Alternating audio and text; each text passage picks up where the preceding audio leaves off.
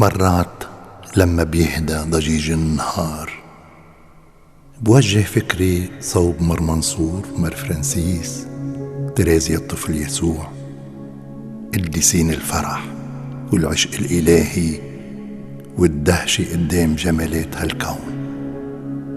وبسمع ضحكات سعيدة وحوارات وهمسات رقيقة، وبقول خي الأرض عم تحتفل بعرس الحياة. وبيرجع يتجه فكري صوب الأم تريزا والأبي بيير والأخت إمانويال، قديسين التضحية والفدا والمواساة.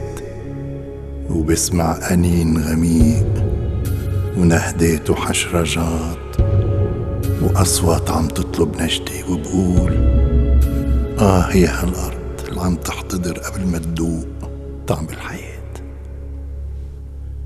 ومثل الغريق اللي رح يختنق بركض بفتح كل النوافذ والابواب، وبترك العواصف اللي عم تختلط فيها موجات الافراح برياح النحيب والانين تجتاحني وما تخليني ارجع سجين طقوسي وسكينتي واوهامي الصوفيه. قال مريم كفي البكاء، المسيح حقا قام، مريم زيدي البكاء والنحيب.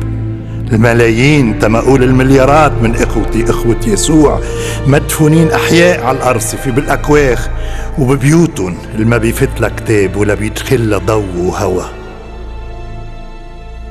نعم، بوقف الانفعال بفرد اتجاه. فهمت عليك يا يسوع، بتذكرني ودايما بنسى.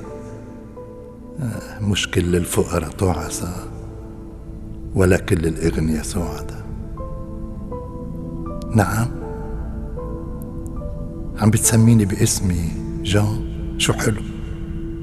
نعم، أنا بأمرك يا يسوع. ولو عم تسألني إذا بحبك، زعلتني. معقول أنت تحبني وتسميني باسمي وتموت لأجلي وأنا أبقى لا مبالي؟ أنا بحبك بحبك بحبك، وبحب اللي أنت بتحبه، محمد وبطرس وصالحة ونجيبي وغاندي وإلى آخر المليارات.